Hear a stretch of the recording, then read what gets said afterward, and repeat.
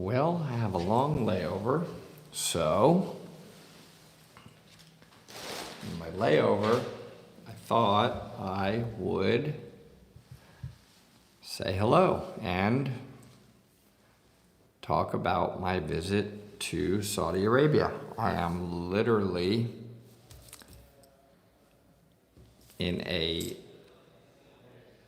7-hour layover in Qatar, Doha Airport. And we just spent a week in Saudi Arabia. Hello, everybody. So while I'm here on this 7-hour layover, I figured, why not go live? Maybe some people have some questions about our trip from or in Saudi Arabia. We have been there for the past week. Hi, everyone. Welcome, welcome, welcome. I'm sitting here and it's not suffering. I'm in the airport in Doha, and where we spoke at King Abdullah University, they actually flew us first class, so I'm in the first class lounge in Doha, and it's absolutely mind-boggling. I can tell you, I'm seeing some of the comments are kind of crazy, but basically, no. Saudi Arabia is nothing like anybody ever described to me whatsoever. It is warm and friendly. Women are walking around. They're not all, they can do whatever they want. They don't have to wear the full cover up. They have total freedoms to do and wear whatever. And I will tell you that the people are incredibly friendly, welcoming. Food is amazing.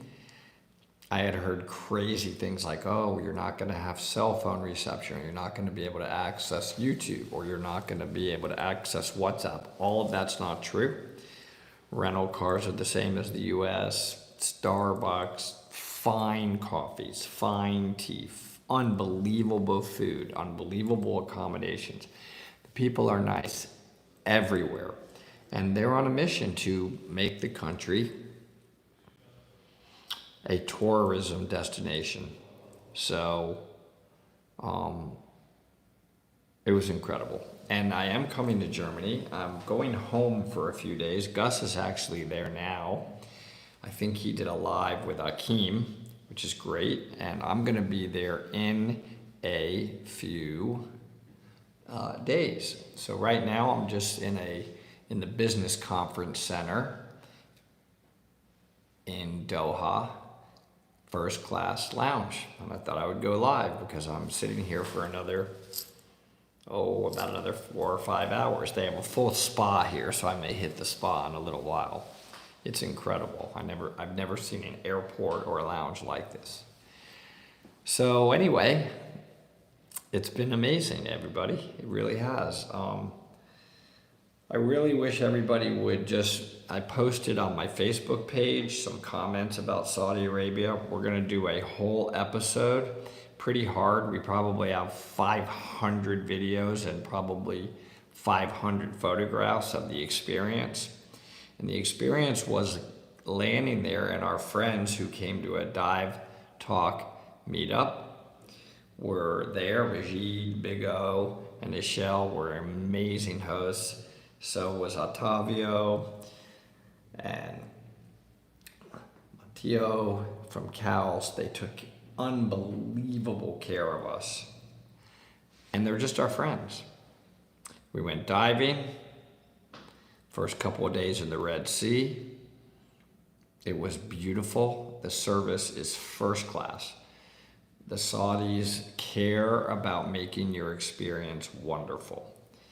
And they are transforming, and they want to be a place of safety. And by the way, safety is off the chart. It's the safest country I've ever been to. There's just seriously no crime.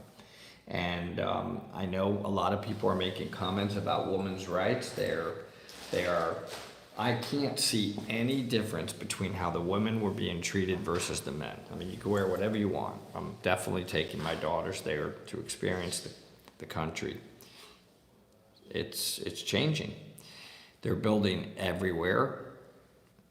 They're building all over, tourist, first class, malls, hotels, restaurants, infrastructure, and the people are pretty excited about it. And I'm one of those that, look, I'm not here to speak politically, and I certainly don't have the knowledge to do so, but I embrace people that are trying to change and trying to do better for themselves and for the world. So let's be open-minded. So, question about the Go. Awesome.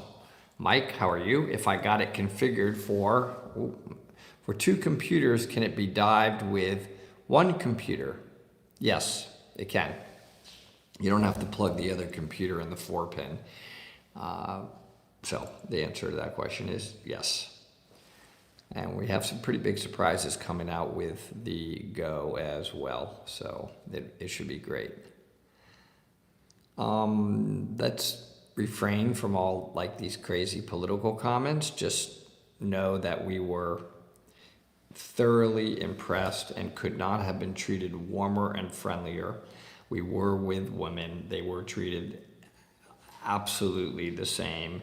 And the country is first class in every way. And Calist University is one of the leading educational universities for graduate level now in the world. They actually don't charge the students at all, and they pay them a stipend, and the facilities are just amazing. We were open to go everywhere. So some people have asked, well, did they control where you went? No, they had no idea where we went in the country. We drove all over the country, everywhere. Nothing's off limits. And everywhere we went, it's safe, and everywhere we went, the people are just incredibly warm. So I think you would be shocked to see both what they're doing and how much they care about growing into becoming a real tourist destination. And they are definitely all about trying to have peace in the world. I'm telling you, I saw it with my own eyes. Believe me, I was tainted and I was worried about going, and I was just as skewed as many others from our news, from what we hear, from even what we read, and it's just crazy. You just go there and you just can't believe it. Okay, hey Steph, I'm taking my first scuba lessons next month because of you. Wow, Woody, thank you so much. I hope one day to be skilled enough to be able to go cave diving. Be passionate about your mission. That was part of the speech I did at Calist University, and you will be. You know, it's hard, and it needs to be hard, cave diving, because it's inherently dangerous, and the instructors are world class. I'm not a cave instructor, but they're going to make you basically earn that certification, because they want to make sure they send you off safely in those caves. Hello, everybody. Yeah, travel is amazing. I see you, Plastic Jesus 504. Travel is amazing, right? Because you need to experience the culture and the people and the foods and the atmosphere for yourselves. You have to. It's nothing close to what I had expected. It's honestly, at times you just think you're in the U.S. I mean, it's even more modern, more technologically advanced, more welcoming. People will just invite you to eat with them, have coffee with them, drink their tea, and they won't even charge you. They're just so happy you're there. They're just so eager to show you that they want you there and they value that you're there. And our friends I consider them family now. They're probably sleeping because it's very, very late here. By the way, the Saudis wake up at night. It's crazy. They literally start to come out at like 5 o'clock. The malls and the restaurants are empty before that. And then many times they're not eating till 11, 12, 1 o'clock. We were eating dinner one day in the desert at 1 in the morning. They stay up.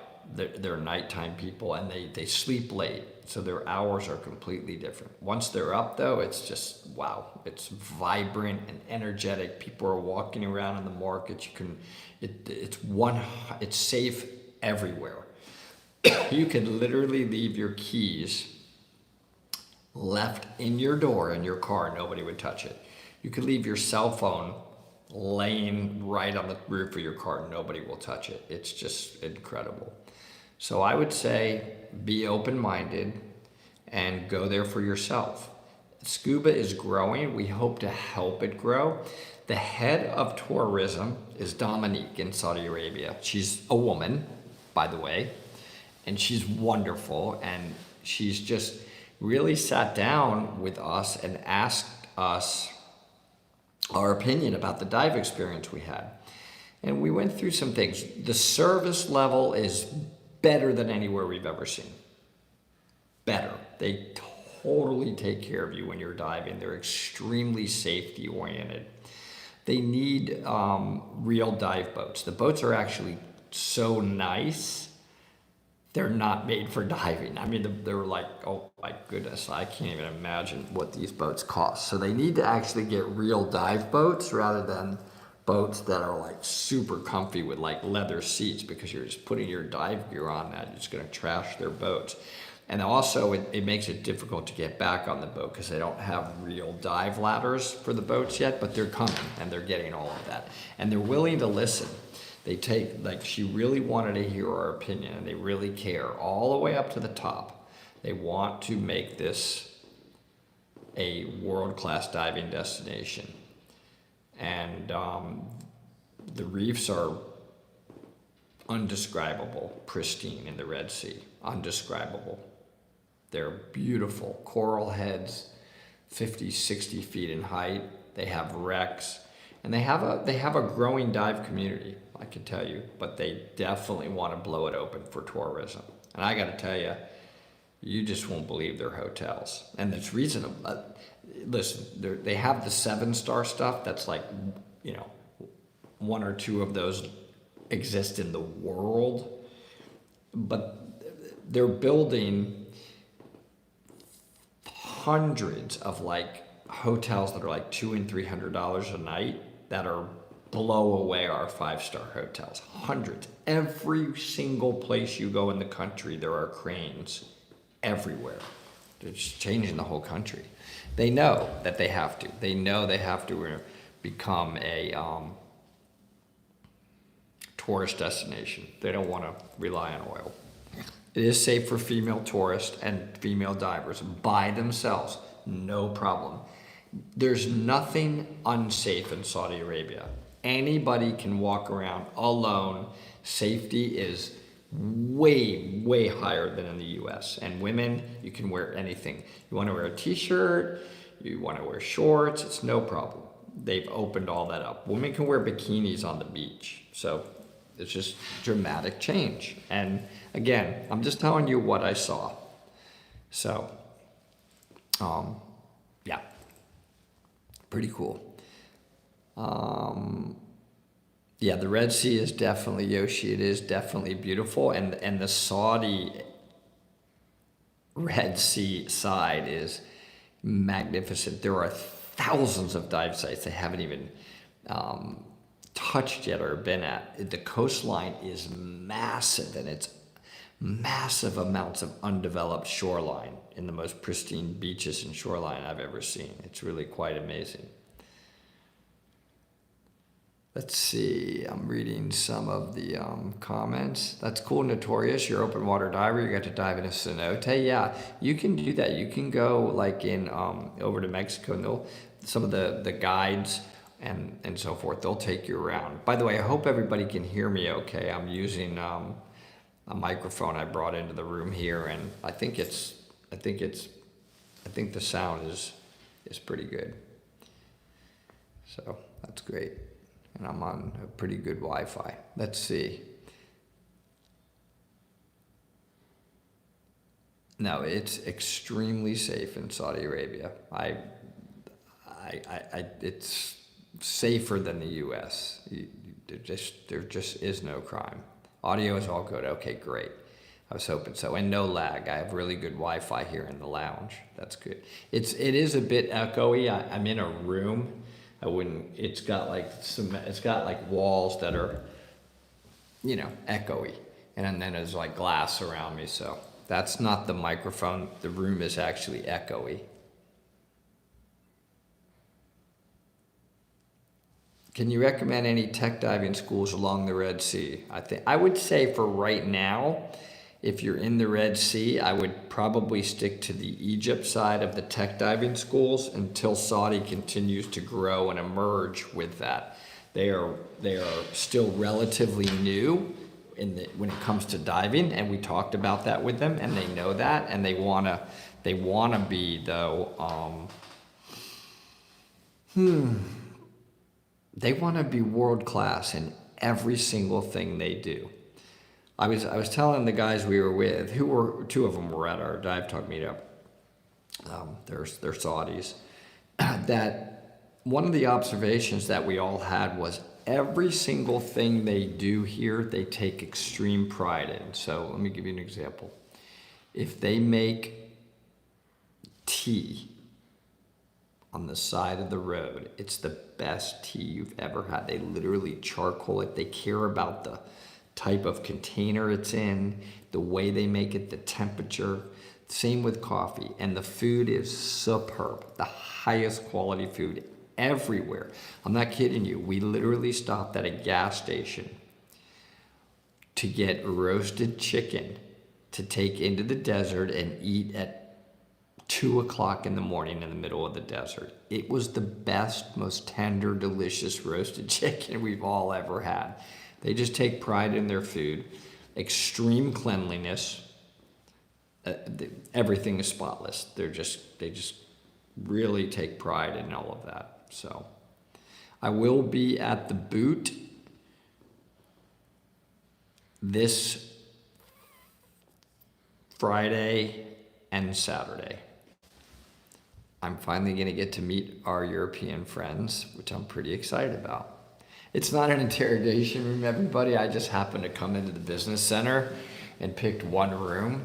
I'm going to turn it around. It's beautiful. Look, let me just show you where I'm at. This is just a business center in the first class lounge. Really gorgeous facility. Yeah, you got an Apple computer here. See, there's just these private rooms. You can see the airline screen in the back. So I just walked in here and took a room because it was quiet. There's total freedom. I want to dispel another myth. Total 100% freedom to broadcast, to stream, to watch YouTube, to use WhatsApp, to use text messages. It's all wide open.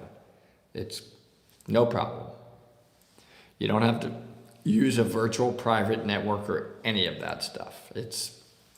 You wouldn't even know that you're not in the United States. In fact, the technology is even better. Are you going to stay? Yeah, I am only staying in Germany for the boot show. I'm not going to be able to stay longer for this particular trip. I am so buried at home because I've been away. There was no way I could pass up this opportunity here. And by the way, they rolled out the red carpet in inviting us to King Abdallah University, and they were so organized. They're so organized. They just, took care of every detail. They just want to make sure you're totally comfortable. The airline I'm on is Qatar Airline, which has the number one, I think is the number one ranked now, first class, and definitely the number one first class lounge in the world. I'm at right now in Doha. It is nicer than any 5-star hotel I've ever seen. The lounge. I've just got through eating Wagyu beef. Everything is sit down order menu, by the way, in the lounge. It's like a 5-star restaurant. Order as much as you want. Incredible menu. And then I actually have a spa appointment in the lounge booked here in a little while. Full-blown, magnificent 5-star spa. It's crazy. So, pretty amazing.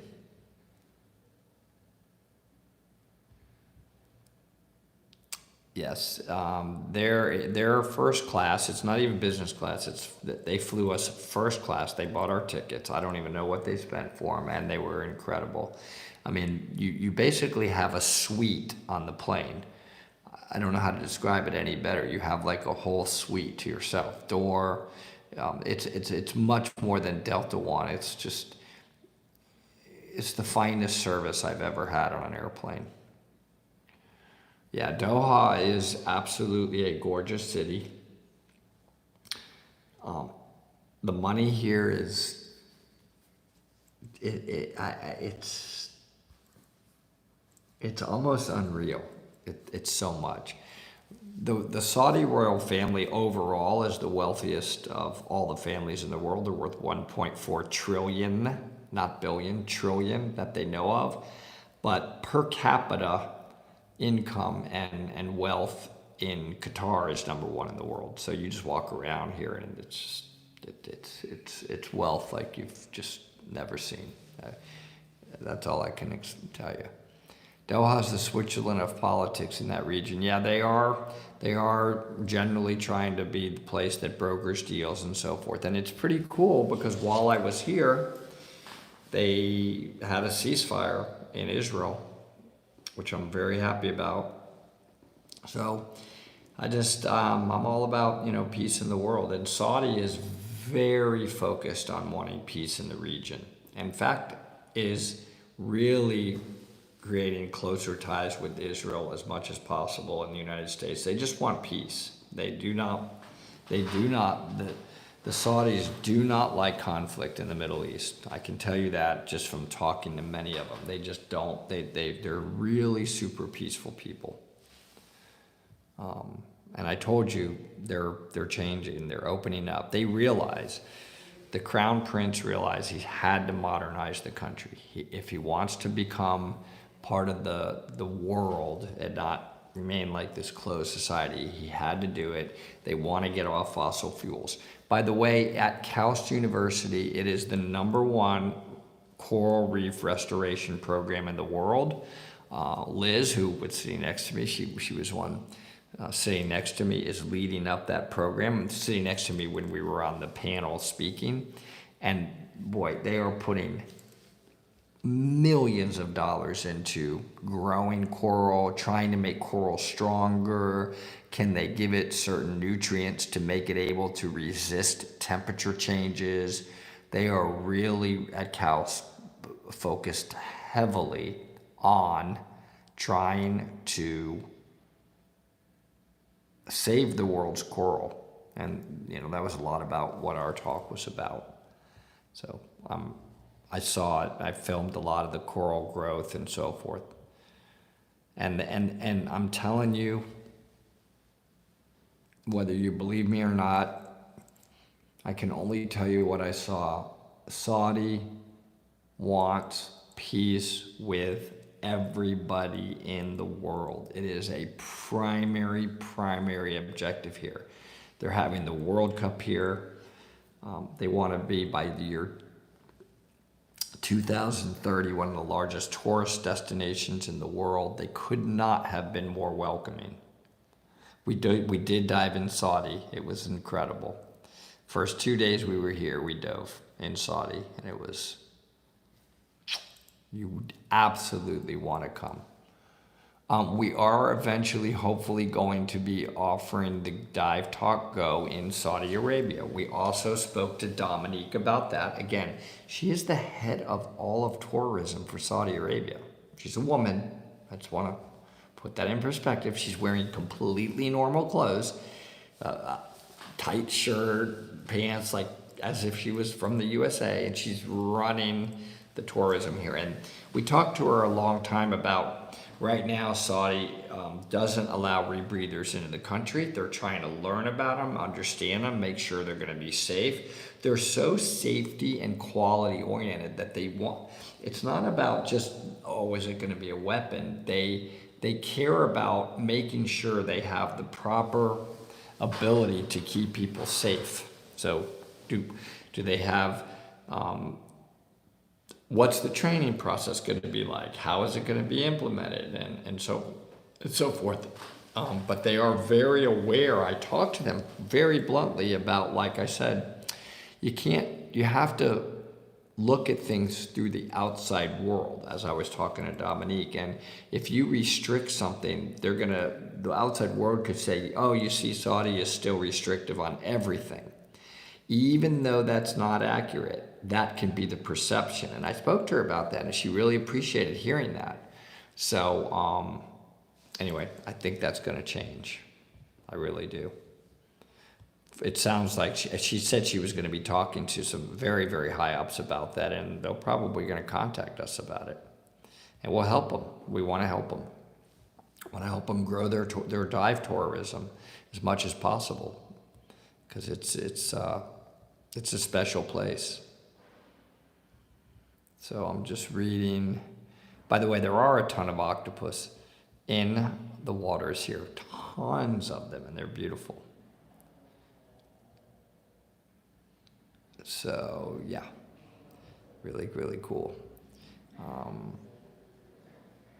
Okay, I'm just seeing if there's any other questions. I'm only gonna stay on another 15 or 20 minutes. Right now I'm in Qatar, Doha. I'm in the airport, I'm in the business lounge. I've been posting to my Facebook page videos and photos, but there's so much more. The really, really good stuff we're saving for the channel. We do like a whole documentary. Pretty cool. Yeah. I know Terry. I spoke to Gus. I know exactly what I'm going to be taking to Germany, so no problem. I get home late on the evening of the 19th, and then, yeah, just come on over and you can give me that stuff that I need to take here. People are, Mike, people are actually, though, painting their dive tacos whatever color they want. Different people have developed different techniques to make that stick properly. Yes, Kirby, we will be showing a lot of dive footage of this trip. Absolutely, we will. And we're really struggling with what to broadcast because there's so much. I mean, we could do 50 shows on Saudi Arabia. It's incredible. And not just the diving. Not just the diving, that's for sure. It's incredible. So I'm busy. I come home for a few days, work, jump back on a plane, go to Germany at the boot show for a couple days, fly home, work. Then in February, we have a pretty epic cave exploration trip planned with Mike Young. Not with Mike Young, it is his exploration trip, and I always consider myself an invited guest when I'm on those. He's the expert in that area, and I just do whatever he asks me to do. Although he usually asks me to go explore and take the reel. Mike's great that way, he wants us to try everything. Yeah. Yes, Elizabeth, we will react to our own dives. We were on open circuit. By the way, it was weird to be on open circuit. I haven't dove open circuit in a long time. Just basic back mount open circuit, because again, they don't right now they don't have the ability even to allow rebreathers into Saudi. They just don't have that. They don't have sorb, they don't have all that oxygen available and so forth. So I think it'll come. After talking with Dominique, I think it will. So the dive program here, the dive world is just emerging. But you can come to Saudi right now. I can connect you big time here now with who to talk to from the moment you land, the rental cars, where to stay, there's a gazillion. You can't eat anywhere bad. The food's exceptional everywhere, and exactly where to dive, and which dive operators to go with. I was very young. I started diving when I was 10. I'm 60.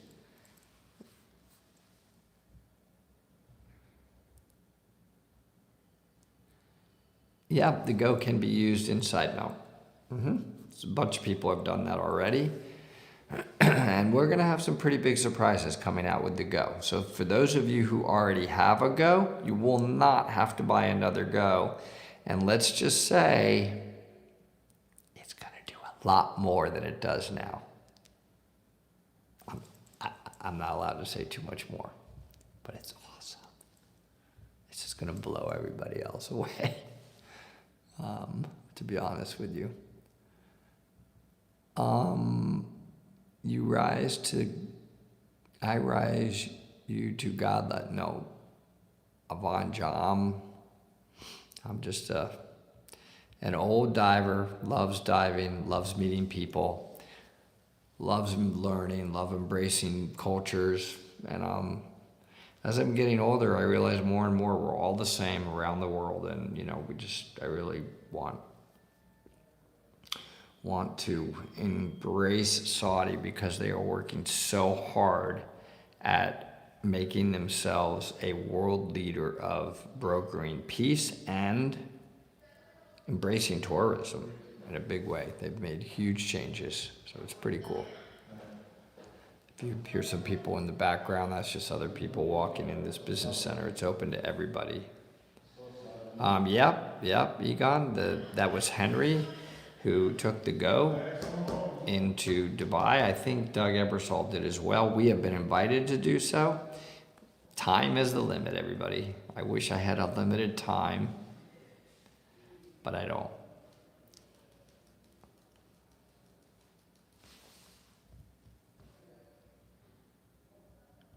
Let's see. Have you ever dove off the North Carolina coast? I have. Yes, we have gone a couple of times with Mike Young off of Wilmington for megalodon shark tooth hunting. So that's been pretty cool. That was really cool. Would you be able to estimate about how many cave dives you've been on? Yes. I need to catch up on my logs, but I'm probably coming up on a couple hundred, maybe. That's about it on cave diving.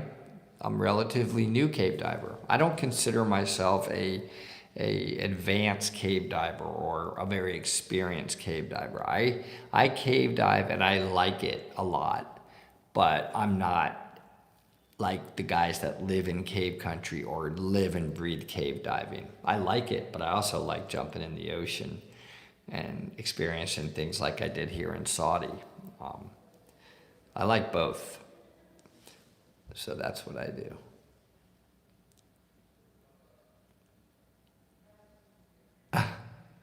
I'm laughing, Blake, at your comment.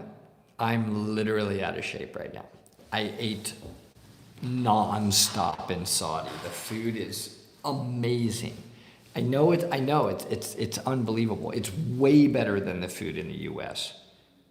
Chicken, steak, fish, the highest quality you've ever had. I'm not talking about fancy restaurants, everybody. I'm talking about stuff that's like $6 and $7 But I love Middle Eastern food, so that just fit me. But everybody loved the food. Hi, Rebecca. I love when you say that. I love when non-divers are saying that they love Dive Talk. You said Dive Talk's your comfort channel. You guys crack me up. When is a new episode? Yeah, we have some pretty big episodes coming up. We're going to be at the Boot show, so that's probably going to be an episode.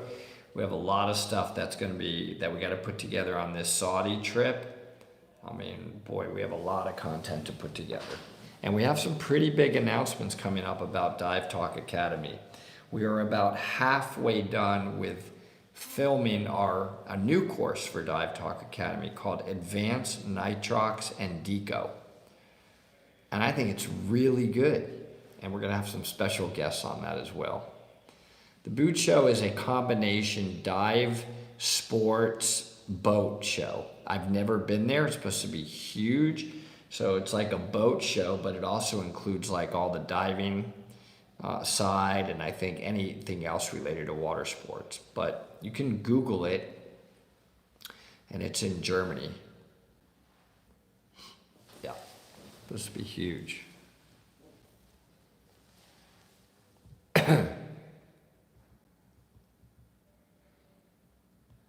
cool. Fan from the other side of the world, Saudi Arabia. Yes.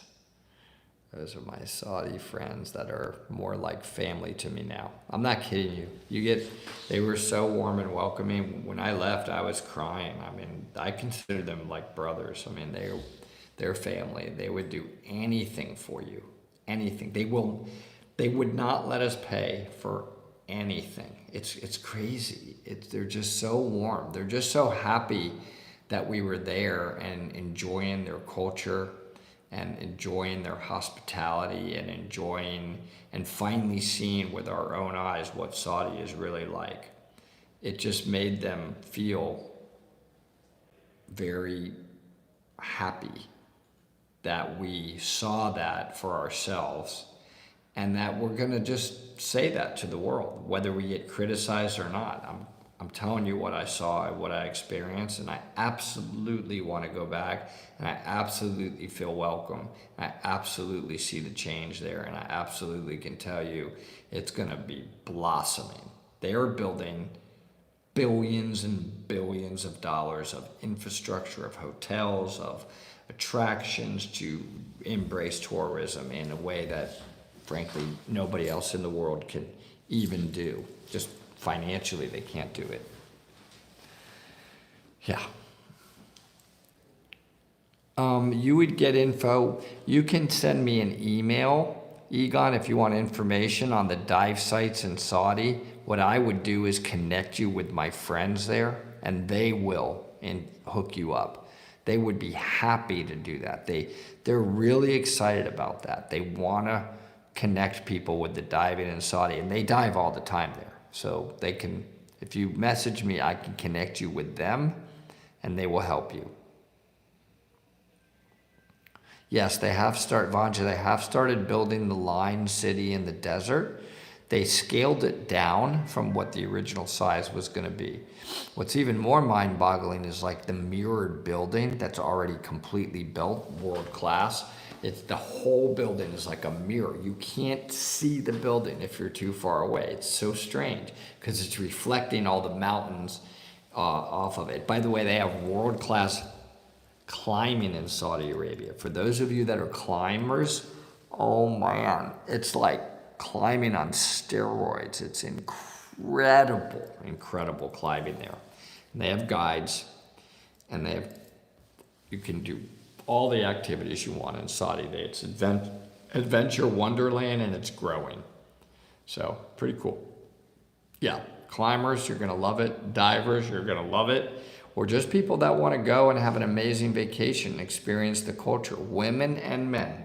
Women, no problem at all. Zero.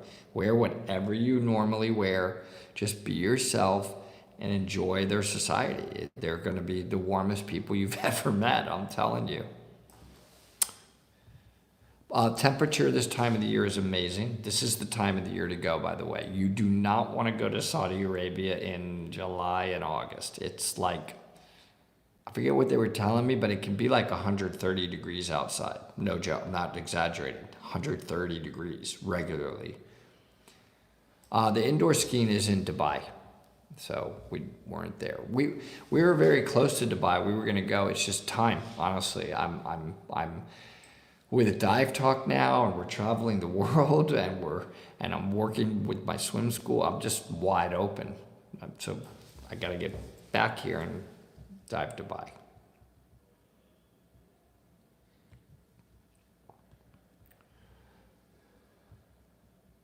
Hey, Deco Lounge.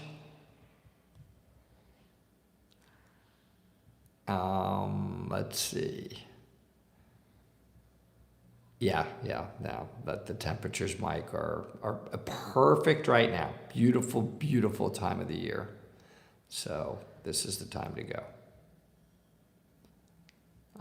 I'm just looking to see if there's any more questions. I'm coming up on about 40 minutes. I just wanted to tell everybody I'm here. I'm still in the Middle East, flying home, and then in a few days flying back to Germany.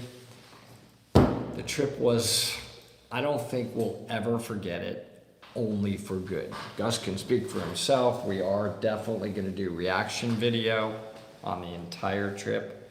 and I know all of us are just blown away. It's more than we ever expected. I do think we would love to try to have a meetup in the Middle East. I think there's one resort. I mean, they're building hundreds of resorts, but one of the ones right now that exists in Saudi could be a potential. I think they're a little ways off from being ready for a full dive talk meetup, but we talked to Dominique about that. Again, she's like the head of tourism in Saudi Arabia, and she knows that that's something we would want to do, and she thinks they'll be ready for that at some point. Not quite yet, but Egypt is. So we're looking at that for the Middle East. But I would tell anybody to go to Saudi Arabia for a vacation, for diving, for touring the country, without hesitation. You will be thanking me in a very massive way after you do that. Yeah, it's amazing. Let's see. Just scrolling here to see if there's any last minute questions before I sign off. And Parker, you said you have a quick question? Go for it. I do have time. What is your question? What am I doing in Germany? I'm going to be going to the boot show. It's like a very large water-related sports show, boat show, anything related to the water, all the scuba stuff is there. So it's like DEMA plus other stuff. Let's see. Parker has a question. Okay, cool. I'll look for your email, Egon.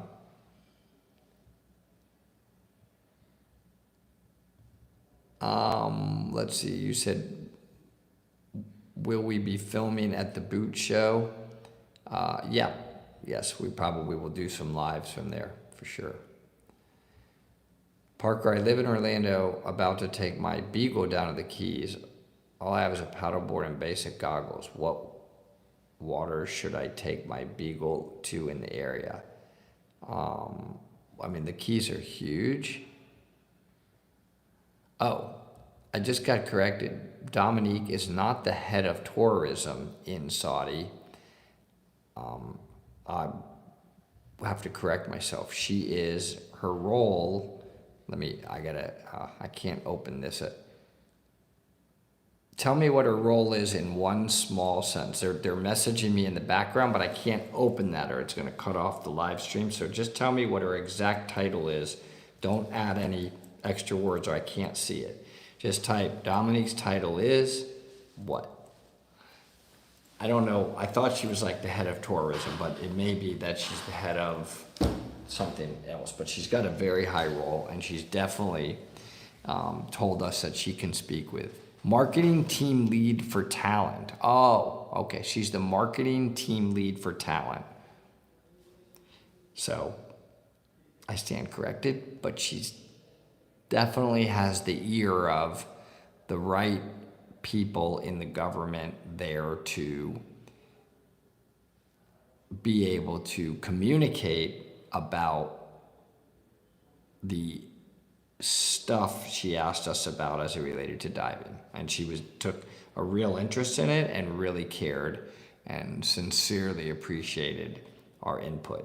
So I stand corrected, but I have fixed what her title is. So I have been to Galapagos. I have. It's amazing. It's cold. The waters are cold. I would recommend dry suit diving in a Galapagos, but it's the most hammerheads I've ever seen at one time. They're called the Galapagos hammerheads. They're a little bit smaller, but you're not going to see like 5 at a time. You'll see like thousands at a time. So cool. Love the Galapagos. I haven't seen the new diving movie.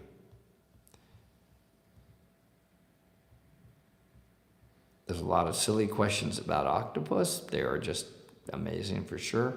Okay, here's a good question from Gavin.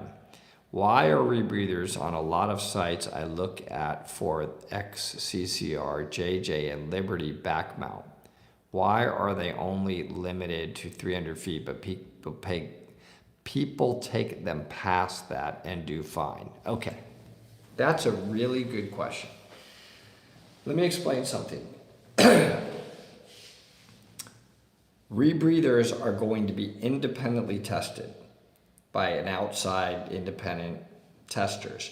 And they typically, we don't have them tested past 100 meters, because outside of that, you're really outside of the limits of current training of basically.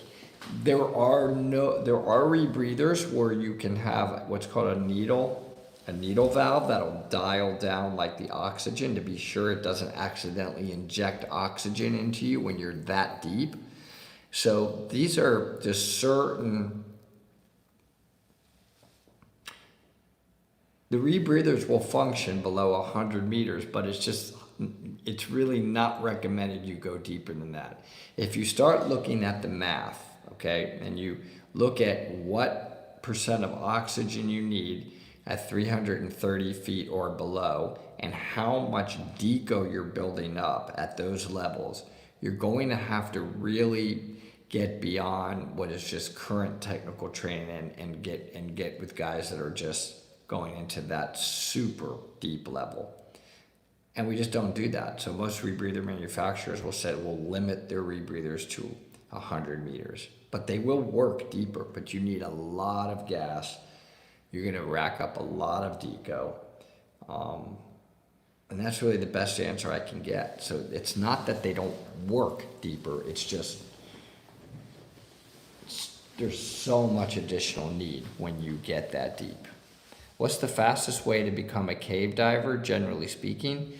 You can get with people that'll go from they call it from 0 to hero, and there are different instructors. You want to go to a place where those instructors live in the cave community, maybe in Mexico or in High Springs, Florida, or I know Brian Kickhook will offer that in Abacos and Christina Zanato, but you've got to have experience. So they're probably going to want you to already be a cavern diver first, and they're certainly going to want to make sure you have your basic fundamentals down before they just start going 0 to hero into cave diving. Good trim, good buoyancy. It would help a lot if you were already side mount. And then, how long that something like that takes, it depends. I mean, how well you do. It's up to the instructor. There's no guarantee whatsoever. I mean, it could take you 10, 12, probably 12, 14 days straight of nonstop to do something like that if you're performing, if you're meeting the criteria that they're looking for.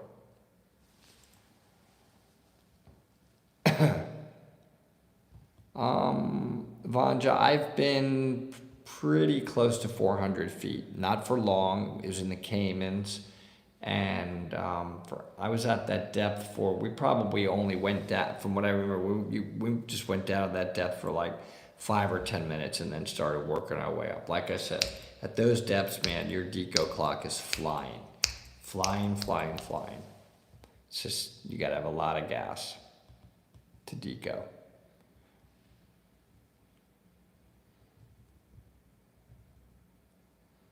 My best dive sites, that's a great question, that are eligible for advanced divers, max of 40 meters.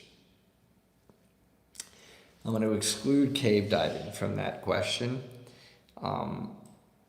I think still in the world, some of the dive sites that just stick out to me as the most incredible that I've seen is all through Indonesia. No matter where I've been in the world, Indonesia just sticks out in my mind as the most remarkable overall and most incredible reef systems I've ever seen, with the most density of life. And I don't think I've seen anything better than that in terms of in the ocean. Yeah, I have to go with Indonesia. It's just incredible. Rebecca, good question. My mom used to scuba dive but had a stroke that limits her left side mobility. Could she still dive? All those kind of medical questions like that, they need to be answered by a doctor. So she would need to get a and you'll take the scuba medical form, and the doctor would have to give her an unconditional sign off on that medical form that she can dive. If they put conditions on it, then she may be able to dive, but she may be able to dive. She would have to probably dive with a dive guide. There's certain instructors and guides that are trained to dive with people that have certain limits or certain conditions on the doctor's sign off. So that would be that you got to get that checked by a doctor for sure. Yes, Indonesia is amazing for sure. My favorite dive, Raja is great. That was not my favorite place in Indonesia. It's amazing. Raja Ampat's amazing, but I've never seen anything better than way up in the north, Banda Sea. That was my favorite. That was just incredible. It's only good certain times of the year, the North Banda Sea as well. I don't remember what times of the year that is, but you can Google that.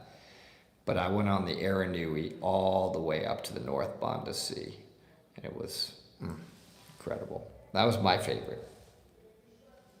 Yeah, the adaptive diving program with SSI is good. It's classified. Basically, a diver also can become what's known as a classified diver, and then you have to be trained to be a guide or an instructor to take people that have different special needs that they may have to help them be able to dive. You can even have people that have paralysis, paraplegics, blind people can dive, but people are trained to guide them or, in fact, train them. I have dove in Croatia. Funny you asked. I have a long time ago. I remember it being cold as well. That's cool, Mike. You'll really enjoy becoming a classified dive instructor. And SSI is a great program with that. And the instructor for it, or the head of it, Charlie, she's great. Tell her I said hi. She's awesome, awesome, awesome. Really enjoyed taking her classes. I became a classified dive instructor a long time ago with her. She was my instructor. Yes, Indo is amazing, and yes, the Banda Sea is a wow factor for sure. Do you recommend Mara's rebreathers? I recommend the rebreathers that I use because I can't recommend or not recommend other rebreathers. I can't. There are many great manufacturers and great rebreathers. I kind of think you ought to pick a rebreather with, number one, what are your needs? Like, what are you going to be doing? So you want to do some looking into that, and then different rebreathers fit different purposes. But I think it's also equally as important to have a social community around that rebreather. Like, who are you going to be rebreather diving with? If it's a bunch of people that are diving KISS rebreathers, then you may want to dive a KISS rebreather. If it's a bunch of people that are going to be diving on the Dive Talk Go, which if you ever do dive on that and you dive other rebreathers, it may quickly become your favorite. I'm just saying. Then you know what I mean? So it's great to be around, to pick a rebreather and be around other people that are diving that rebreather, like they're part of your dive family or you're part of your dive world. I think that's very important. Yes, the Banda Sea, and it was worth the liveaboard. Absolutely. No question, without a doubt. Hey, Carl, good to see you. Have you ever been stuck in a cave? I was line trapped in a cave. I was actually in it with Medi. I'm just trying to remember the name of it. I'm sorry, I'm blanking out. It's like 3:30 in the morning here. Shangri-La, sorry. Shangri-La was the name of the cave. It was so tight, you couldn't really see, and you can get line trapped where the line like dead ends you into a wall and they can't really move after that. So I just slowly backed out. So I was only stuck for a second. Hey, Thurn, thank you for the comment. Really nice. Well, guys, I'm going to say goodbye. I just wanted to catch up on our experience in Saudi Arabia. It was incredible. I've posted way more on Facebook already. Lots of pictures, lots of photos, lots of my own opinion. Took some criticism for it, like people coming up with their own opinion that have never been there, and they're just wrong. And I can only tell you it's amazing. So thank you, everybody. A lot of you tuned in, a lot of great questions, and I will see you shortly at the Boot Show in Germany coming up. I think I'll be there Friday and Saturday. Thank you so much.